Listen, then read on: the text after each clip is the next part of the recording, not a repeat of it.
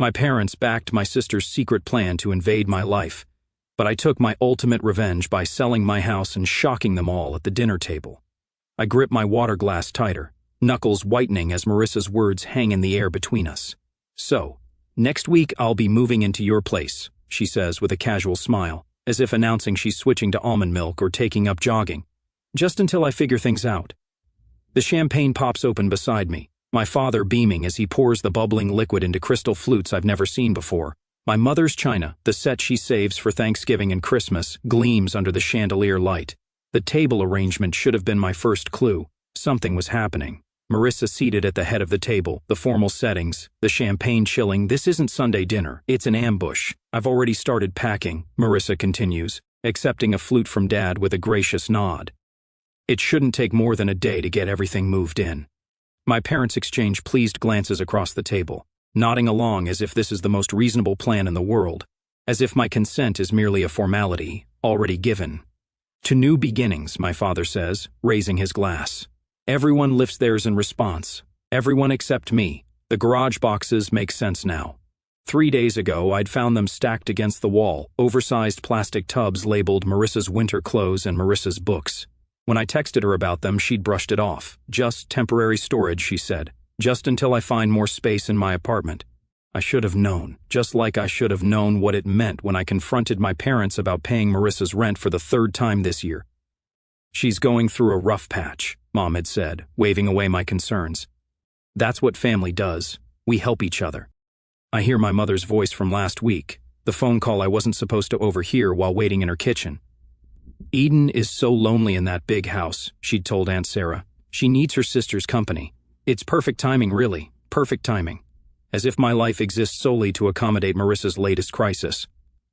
I set my water glass down carefully, reaching for my purse on the floor beside me. The trembling in my hands has nothing to do with nervousness and everything to do with fury. "Why do you look so serious?" Marissa laughs, her eyes darting briefly to our parents. "This is good news for both of us. You get company, and I get to save on rent for a while." My fingers close around the manila envelope I'd brought, the one I'd almost left in the car, thinking tonight wasn't the right time. But there is no right time with my family. There is only their time, their plans, their expectations. The tremor in my hands steadies as I place the envelope on the table. "Actually," I say, my voice calmer than I feel, "I have news too." My parents' expressions shift instantly. My mother's smile falters, eyes narrowing slightly. My father lowers his champagne glass, forehead creasing with concern. The change is subtle but unmistakable, the united front forming against the daughter who isn't following the script. "What kind of news?" My mother's tone carries a warning. "Don't ruin this. Don't be difficult." I feel the weight of the familiar labels hovering in the air: selfish, difficult, uncaring. The stakes of defiance are clear, disagree, and become the family villain. Again. Looking at their expectant faces, I realize this pattern has defined my entire life. Marissa takes, I give. My parents enforce the transaction. The roles never change. The lines never shift. Until now. I place the manila envelope in the center of the table, my fingers lingering on the edge. The room falls silent, my family's anticipation hanging heavy in the air. "What's that?" My mother's voice carries a hint of irritation, as if my interruption is derailing an already settled plan. "This," I say, carefully withdrawing the papers inside, "is the sale agreement for my house. I sold it last week. I have 30 days left before I move." The silence that follows is absolute. Marissa's champagne glass slips from her fingers, shattering against the hardwood floor. No one moves to clean it up. My father's mouth opens and closes like a fish suddenly finding itself on dry land. "You what?" Marissa finally whispers. I flip through my phone, pulling up the Pinterest board I discovered this morning. Interesting timing, isn't it? While you were planning to move in, Mom and Aunt Sarah were already designing your future bedroom in my house. I turn the screen toward them, displaying their meticulous board labeled Marissa's new room. My throat tightens as I watch recognition flash across their faces. 9 years of saving every possible penny, working overtime, sacrificing vacations and new clothes, all to afford that house, my dream home. And to them, it was just another resource to be redirected to Marissa. My father stands abruptly, towering over me. "You can just cancel the sale," he says, waving his hand dismissively. "These things have cooling-off periods." My mother rises too, resting her hand on his arm. "Eden, We already promised Marissa she could stay as long as she needed. You can't possibly expect her to find a place in 30 days. Actually, Aunt Sarah pipes up from the end of the table. We were going to move most of her things next Tuesday while you were at work, just to make it easier for everyone. The coordinated betrayal steals my breath. I glance at Dorothy, my mother's oldest friend, sitting uncomfortably beside Aunt Sarah. She stares fixedly at her plate, avoiding eye contact with everyone. You can't do this, my father says, his voice hardening. What about your property taxes coming due? You know I always help with those. The implied threat isn't subtle. His one annual contribution to my finances dangled now as leverage.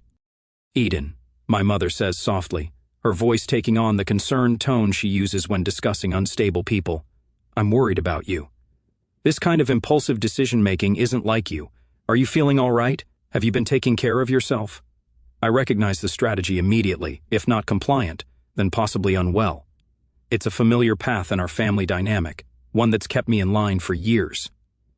You did this on purpose, Marissa accuses, tears streaming down her face. You found out I needed a place to stay and sold your house just to spite me. The accusation lands like a physical blow. This is how it always goes. My boundaries recast as cruelty, my self-preservation painted as selfishness. For a moment, I consider explaining the truth, the catastrophic roof replacement that drained my savings, the waterline break, the heating system failure. The mounting financial pressure that made selling not just advisable but necessary. But what would be the point? They've already cast me as the villain in this family drama. Why give them more ammunition? I made this decision for my own reasons, I say instead, keeping my voice steady. And it's final. So you're just going to leave your sister homeless? My mother's voice rises. After everything we've done for you? The familiar weight of guilt settles on my shoulders. Everything they've done for me, the invisible ledger of family obligation that only ever seems to accumulate in one direction.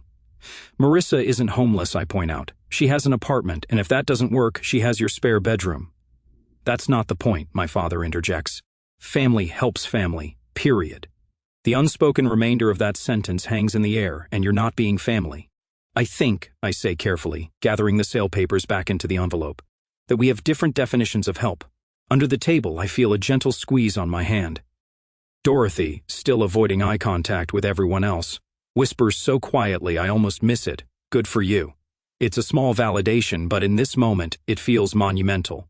One person in this room doesn't see me as selfish or cruel for protecting myself. As I sit there with my family's accusations hanging in the air, I wonder whether I should explain the financial struggles that forced me to sell my beloved home, or simply hold firm without justifying my decision. Would sharing my vulnerability help them understand, or just give them new ammunition to use against me? The first call comes Tuesday morning while I'm fixing my coffee. Aunt Sarah's name flashes on my phone screen, unusual for a weekday before 9. Eden, honey, I just talked to your mother. Her voice carries that particular tone reserved for funerals and family scandals. Is it true you sold your house just to keep Marissa from staying with you? My coffee sloshes over the rim of my mug, scalding my fingers. What? Marissa called me in tears last night, Aunt Sarah continues. She said you sold your beautiful home out of spite, knowing she needed a place to stay.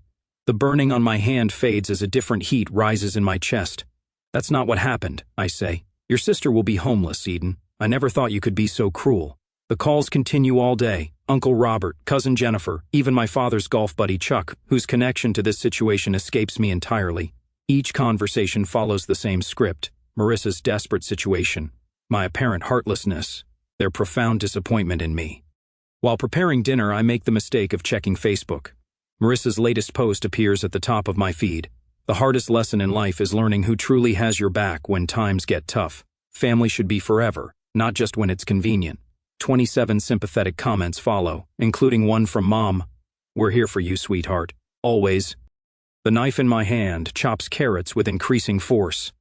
The final blow comes Thursday, when my colleague Lisa stops by my desk, her expression pinched with concern. I ran into your sister at Starbucks this morning, she says, lowering her voice. She told me about the house situation. If you need help finding her temporary housing, my church has a program. The carrot pieces on my cutting board splinter under the blade. What exactly did Marissa tell you? I ask, my jaw tightening so hard it aches. Lisa shifts uncomfortably, just that she's facing homelessness because of some sudden decision you made. She seemed really upset. Thanks for your concern, Lisa, I say. But Marissa isn't homeless. She has an apartment and parents with a 4-bedroom house. After Lisa leaves, I lock myself in the bathroom stall, hands trembling as I text my sister, "Stop telling people I'm making you homeless. It's a lie, and you know it." Her response arrives instantly. "You're selling the house I was counting on." What would you call it? The roof replacement came first. $11,000 I hadn't budgeted for when the March storms revealed leaks in 3 different rooms. I emptied my vacation fund and took a small loan, telling myself it was a one-time emergency. Then the water line broke in April, $8,200 for emergency repairs and landscape restoration. I canceled plans to visit my college roommate in Arizona, picked up weekend marketing work for a local realtor, and ate ramen for dinner more nights than I care to admit. The heating system failure in June was the final blow. $5,000 I simply didn't have. Each night after work, I'd sit at my kitchen table, surrounded by spreadsheets and bank statements, calculating and recalculating figures that refused to balance. The crying started around then. Silent tears that came only after midnight, when I was certain no neighbors, walking dogs might glance through my windows and see the truth. The woman they waved to each morning, the one who always appeared composed and capable, was falling apart behind closed doors. My reflection in the bathroom mirror each morning reveals the cost, dark hollows beneath my eyes that concealer can't quite hide, collarbones more pronounced against my blouses. When my pants began slipping at the waist, I punched new holes in my belt, rather than buy smaller sizes. Temporary situation, temporary solution. While maintaining this facade, I pack my home each evening. 9 years of memories sorted into keep, donate, and trash. Books that once lined entire walls now fill boxes stacked in corners. The wedding photos of friends, the graduation pictures of cousins, the vacation snapshots, all bubble-wrapped and nestled in containers labeled with blue marker. Through it all, I document everything. Bank statements in chronological order, house repair invoices filed by date and category, text messages screenshot and saved. A fortress of paper proof against the siege of family fiction. While packing my office bookshelf, I find a framed photo I'd almost forgotten. Me, standing on the front porch of this house the day I signed the mortgage papers, keys clutched in my hand, smile threatening to split my face. The realtor had taken it as a surprise, catching the exact moment I realized I'd actually done it, purchased a home entirely on my own. I traced the frame's edge, remembering that feeling, pride without a hint of apology, accomplishment without anyone else's approval attached. I place it carefully atop the nearest keep box, this tangible reminder of what I built and what no one can diminish. The doorbell rings Saturday afternoon while I'm wrapping dishes in newspaper. Through the front window, I spot my parents' Buick in the driveway, Marissa's red compact behind it. No warning text, no courtesy call. I consider not answering, but the knocking grows more insistent. When I open the door, they file in like funeral directors, solemn, judgmental, prepared to manage a difficult situation. Mom spots the boxes immediately. "You're really going through with this madness."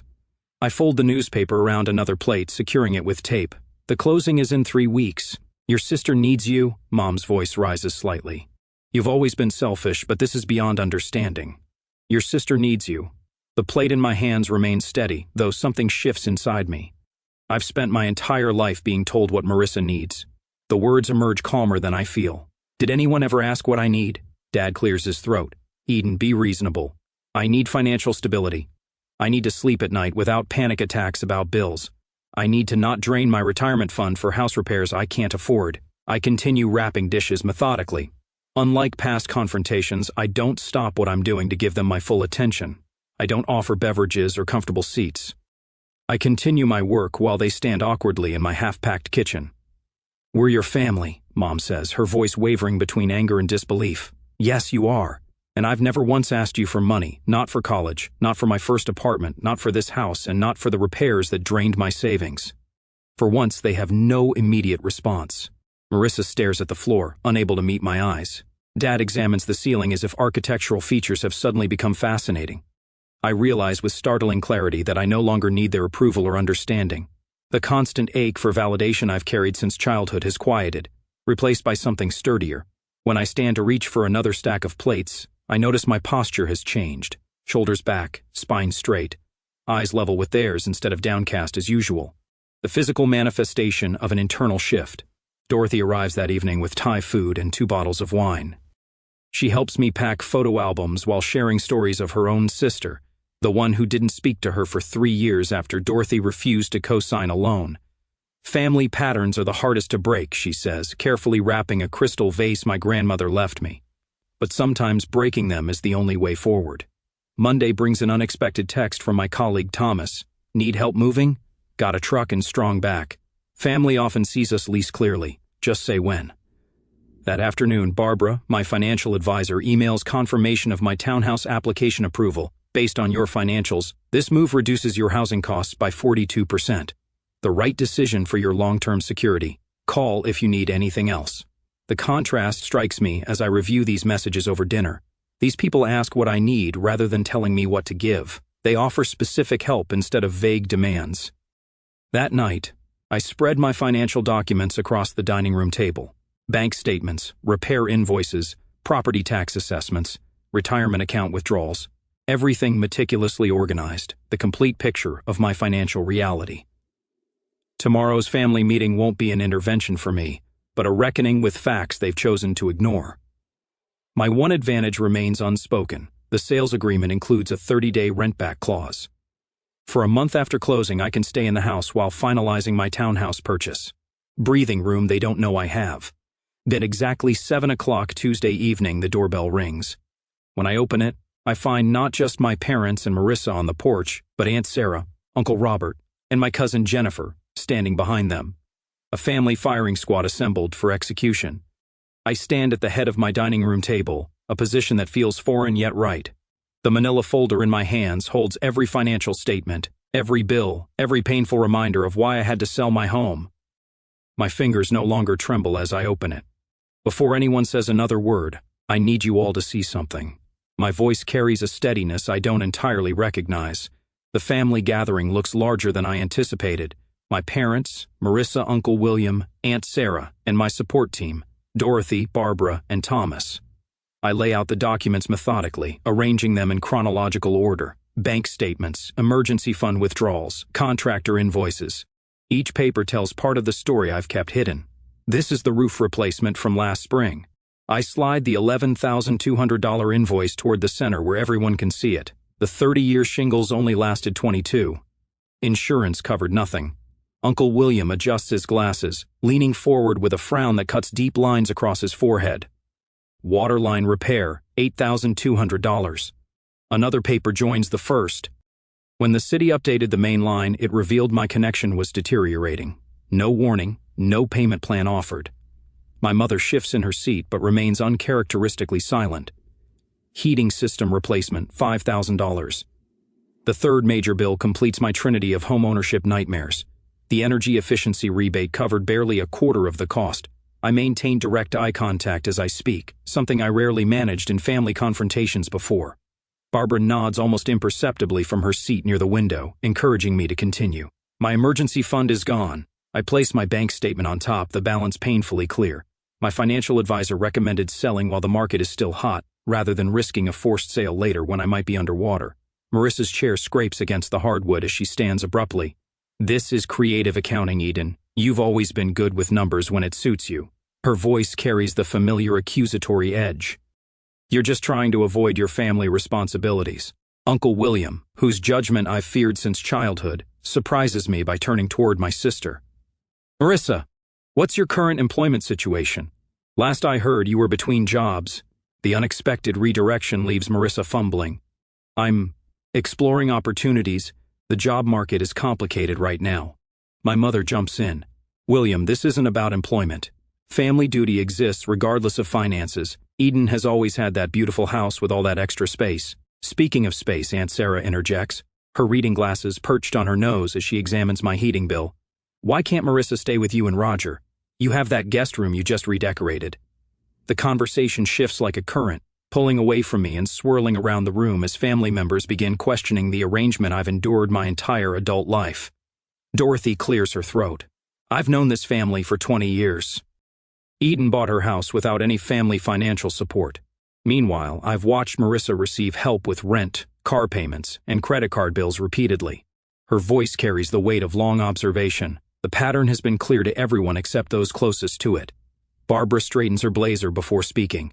As Eden's financial advisor, I can tell you that enabling financial dependency ultimately harms both parties. The one giving depletes their resources. while the receiver never develops crucial life skills. Thomas, sitting quietly until now, leans forward. My brother lived with my parents until he was 42. They paid his bills, made his appointments, solved his problems. When they passed, he had no idea how to function. He lost their house within a year because he never learned to manage money. He glances at my parents. Sometimes the most loving thing is to stop rescuing someone. The room falls unusually quiet as these outside perspectives penetrate the family mythology we've operated under for decades. Uncle William breaks the silence. Eden, why didn't you share these financial struggles sooner? I hesitate, the question catching me off guard. Should I maintain the privacy and independence that had served as my armor for years, or would opening up to select family members create the support system I never thought possible? Before I can answer, my father shifts in his chair, eyes fixed on the hardwood floor. It's the first time I can remember him sitting through a family discussion without dominating it. My mother's rigid posture gradually softens, her hands now resting open on the table instead of clenched in her lap. Marissa stands suddenly, grabbing her purse. This is ridiculous. You're all acting like I'm some kind of parasite. Eden has always been the golden child with her perfect house and perfect job while everyone ignores how hard things have been for me. When no one jumps to her defense, she storms toward the door. The slam echoes through the house as she leaves. Uncle William waits for the reverberations to fade before speaking again. I think it's time we had a family financial planning session for everyone. He looks pointedly toward my parents, including Marissa. My mother's eyes glisten with unshed tears, but for once, they're not being weaponized against me. My father reaches for her hand across the table, his face unreadable but his silence speaking volumes. For the first time in a family confrontation, I'm not the one left feeling like I've done something wrong. I arrange the last of my kitchen glasses into a box, wrapping each one in newspaper with methodical precision. My final week in my 30-day countdown, and the house already feels hollow, memories peeling away with each item packed. The doorbell rings. I check my watch, right on time. My parents are nothing if not punctual when they have an agenda. I open the door to find not just my parents, but Marissa too, standing on my porch like a united front. My mother clutches her purse with white knuckles. My father's smile appears rehearsed. Eat in, honey, my mother says, stepping inside without waiting for an invitation. We've been talking, and we think we've found the perfect solution. A compromise, my father adds, his voice carrying that false cheerfulness he reserves for difficult conversations. Marissa follows them in, her eyes darting around my half-packed living room before settling on me with a practiced look of gratitude. I really appreciate you hearing us out. They arrange themselves on my couch, the only piece of furniture not yet wrapped in moving blankets, while I remain standing. The power dynamic isn't lost on me. We know selling the house is your decision, my mother begins, punctuating her words with a nervous laugh. But instead of Marissa moving in with you, what if you helped her get her own place? My father nods enthusiastically, while carefully avoiding any mention of actual numbers. Just a loan to get her started. With your success, it would hardly affect you. Unlike me, Marissa interjects, her voice soft and rehearsed. Some people just have bad luck, you know? The implication hangs heavy in the air between us. You're successful. She's struggling. You owe her this. My mother leans forward, her voice dropping to a conspiratorial whisper. Eden, the family has always stuck together. If you can't help your sister just this once... She trails off, the threat clear. Cut Marissa off, and I cut myself off from the family. I walk to the dining room table where I've laid out several documents. They watch me, confusion replacing their certainty. I'm meeting with my lender tomorrow, I say, picking up a pre-approval letter. For a townhouse downtown. The monthly payment will be nearly 40% less than my current mortgage.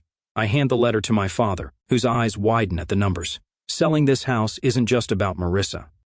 It's about rebuilding my emergency savings after 3 major home repairs drained them. It's about reducing my financial stress. I take a deep breath. It's about finally prioritizing my financial health. My mother starts to speak, but I hold up my hand. I can't support Marissa financially, I continue, but I can help her support herself. I pull a business card from my pocket and hold it out to Marissa. She stares at it without taking it. Our marketing department has an entry-level position opening next week. The starting salary would cover rent on a 1-bedroom apartment. I spoke to HR yesterday, and they'd be willing to interview you. Marissa's mouth opens, then closes. For once, she seems genuinely speechless. This isn't charity, I add. It's an opportunity. Whether you take it is your choice. My father stands abruptly, moving toward the window where bare hooks show where family photos once hung. Eden, be reasonable. Marissa needs— No, I interrupt, walking to the coffee table where I've placed a manila folder. This is what being reasonable looks like. I open the folder and pull out a spreadsheet, placing it on the table between us. The itemized list contains every financial gift my parents have given Marissa over the past 5 years: car payments, rent supplements, credit card bailouts. The total at the bottom, circled in bright red, makes my mother gasp. I compiled this from the conversations you've had in front of me, I say. I suspect the actual total is higher. My father picks up the paper, his forehead creasing as he studies the numbers. This isn't love, I say quietly. It's dependence, and it's hurting both of you. My father opens his mouth to object, then falls silent, his eyes fixed on the spreadsheet. We just wanted to help her, my mother whispers, tears welling in her eyes. The best help is teaching someone to stand on their own, I reply, my voice steady despite the hammering in my chest. You taught me that once, remember? When I wanted to quit college because it was too hard. The memory hangs between us, my father refusing to let me move back home when calculus overwhelmed, me insisting I find a tutor instead. We're doing you no favors by making life too easy, he'd said then. Strange how principles change when applied to different daughters. The silence stretches, broken only by the sound of packing tape from the box I'd abandoned when they arrived. Finally, my father puts his arm around my mother's shoulders. We should go, he says quietly. They walk to the door, my mother not quite meeting my eyes. Marissa hesitates, looking back at the business card still in my hand. I don't need your charity job, she says, but there's less conviction in her voice than usual. I place the card on the entryway table. It's not charity. It's opportunity. She turns away, but as she follows my parents out, I catch her slip the card into her purse when she thinks I'm not looking. The door closes behind them. I stand in my half-empty living room, listening to their car start and pull away. The silence feels different now, not hollow, but open, expansive. I sink onto the couch, running my hand over the familiar fabric. Tomorrow, it goes into storage until I move into the townhouse. 9 years of memories in this house, and now an uncertain future lies ahead. I feel both liberated and isolated, triumphant and alone. The family dinner next month looms in my mind. Will they even still want me there? Has this confrontation permanently altered our relationships? The answering machine light blinks with 3 new messages, probably more relatives calling to weigh in. I ignore it, focusing instead on the business card Marissa took. One small step, perhaps the first of many. And I stand in the center of my downtown loft, savoring the space around me. Sunlight streams through the windows, warming the hardwood floors beneath my bare feet. 3 months ago, this place felt foreign, a compromise rather than a choice. Now, it feels like the home I never knew I needed. Another box checked off the budget, I tell myself, updating my financial tracking app. My mortgage payment appears in green, a full 30% less than what I paid for the Craftsman. Barbara's weekly check-ins have transformed what was once my greatest source of anxiety into a structured ritual I actually look forward to. The kitchen island holds my newest purchase, a professional-grade camera that would have remained a distant wish in my old financial reality. My first photography class starts tomorrow evening, the course catalog still open on my tablet. I run my fingers over the camera's textured grip, permission to create rather than just survive. My phone buzzes with a reminder, Sunday dinner at my parents'. I feel the familiar tightening in my shoulders, then consciously release it. These dinners have changed, just as I have. Later, I step through my parents' front door, carrying a bottle of wine rather than my usual tension headache. Dad greets me with a hug that feels genuine instead of perfunctory. Eden, come see what your sister brought, he says, his voice carrying none of the comparative undertones that once filled our interactions. In the dining room, Marissa arranges flowers in a simple vase. She looks up, her smile reaching her eyes. They gave me my first business cards today, she says, pulling one from her pocket. Assistant marketing coordinator. Sounds fancy for someone who mostly makes coffee runs, but I'm learning so much. She hands me the card proudly, without the defensive edge that once colored her accomplishments.